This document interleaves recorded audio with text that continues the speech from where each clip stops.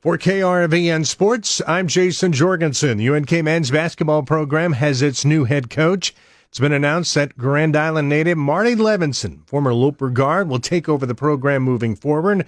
And as you might expect, he's pretty excited about this decision. I've just been really excited about it. You know, it's been a dream of mine, actually, since I was a little kid growing up in Grand Island. Matt Strand, Eric Strand's little brother. Eric's the all-time leading scorer at Nebraska Kearney, and he was my best friend growing up, and we used to go up and watch the Lopers play.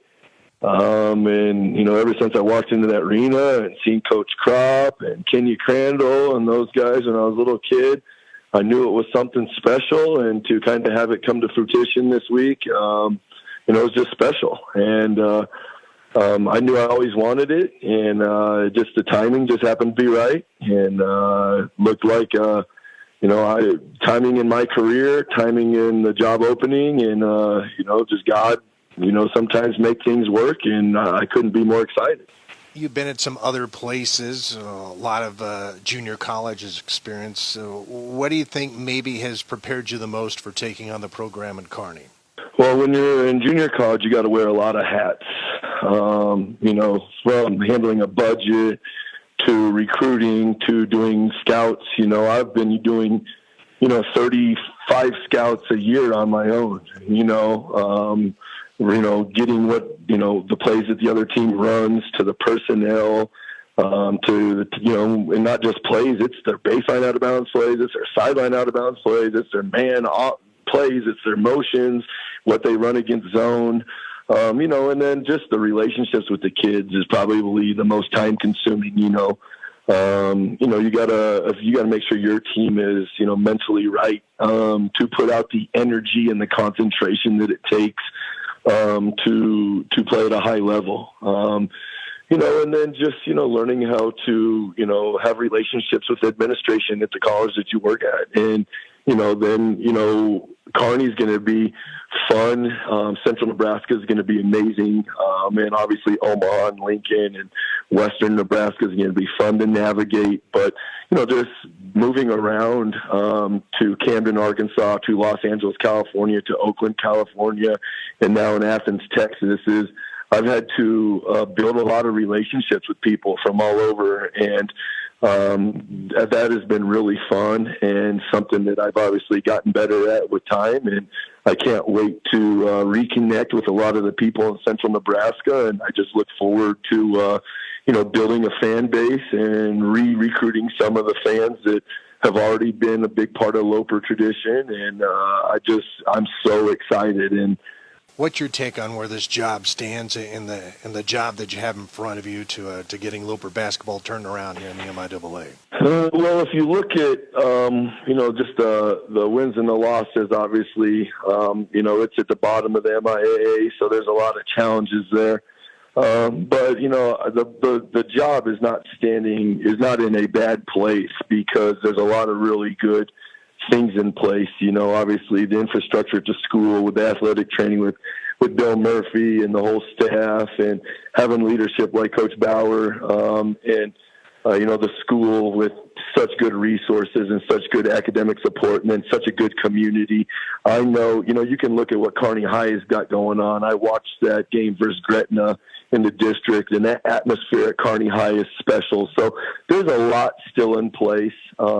I'm just going to have to get the right players, get the right coaches to support me, and the right players in there that are about the right things, and kind of get it back to being a selfless team, that the blue collar that builds relationships with each other, and, you know, hopefully plays as hard on the floor as the teams that I played on. Well, I'm sure as you take this over, I mean, more than anybody, I'm sure you'd love to try to get this back to what it once was, because you were there some really good times as a player and as an assistant coach, as a GA. Yeah, those were, you know, memories that I have forever.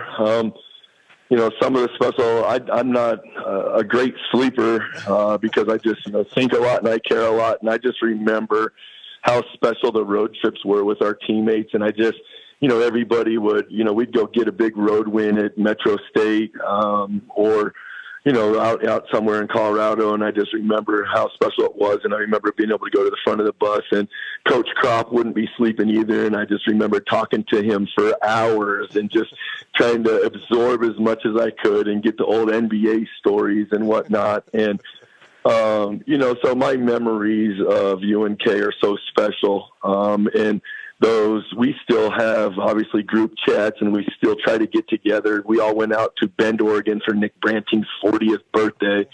So we still have a really tight knit group, and that is definitely something that I've tried to build with my past teams. And now it's just kind of full circle because I'm a testimony to those relationships, and those are what I'm looking to build with the guys at UNK. And, now it's just, full circle, it all comes back around. And I think my teams over the years have probably been tired of hearing about Nebraska Kearney and the team that went 30-3 and what Nick Branting, how he's become a doctor, and Chad Sheffield and Joey Cochran as successful bankers.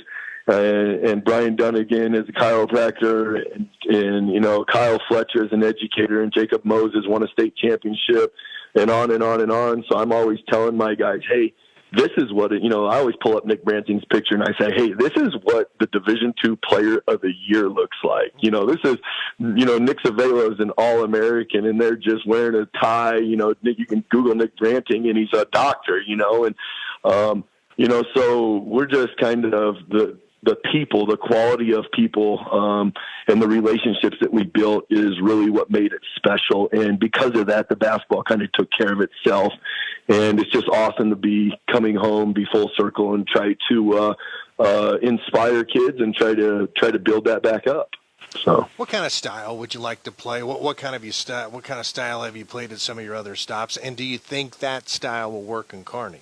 I think the style of play that I coach correlates to any level of basketball. I say that defensive-wise, I call it scouting report defense. There's definitely some Doug Woodard in me where we're going to guard the ball hard, but we're going to guard what you are and what you do. When I was young, I was maybe a little more rah-rah and say, hey, let's just, get after these guys. But the older I get, we're going to say, hey, they are going to run this is their 5 or 10 sets that they run really hard. This is what motion they run them into.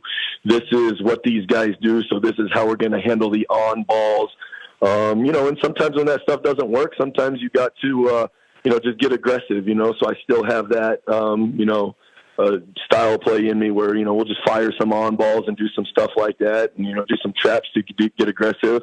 And then on offense, I love to get out and transition. Anything's better than 5-on-5, but when you can't score on 5-on-5, you better get into something and try to get the ball, call some stuff that you're getting the guys in their strengths, trying to get your shooters some open shots and trying to get your post guys some touches in the paint and try to get your slashers going to the basket. And then when all else fails, I have a couple motions that I can control them. But, the best basketball, the reason that we could beat Metro State when they were so good is just kind of freelance basketball where guys know what they do and what each other does and just play kind of a screening, moving motion where you don't really even know what you're going to do. You're reading the defense to do it. So there will be some freedom like that. And, Coach Kropp used to always say, you want to be free swinging, because if you're tight in basketball,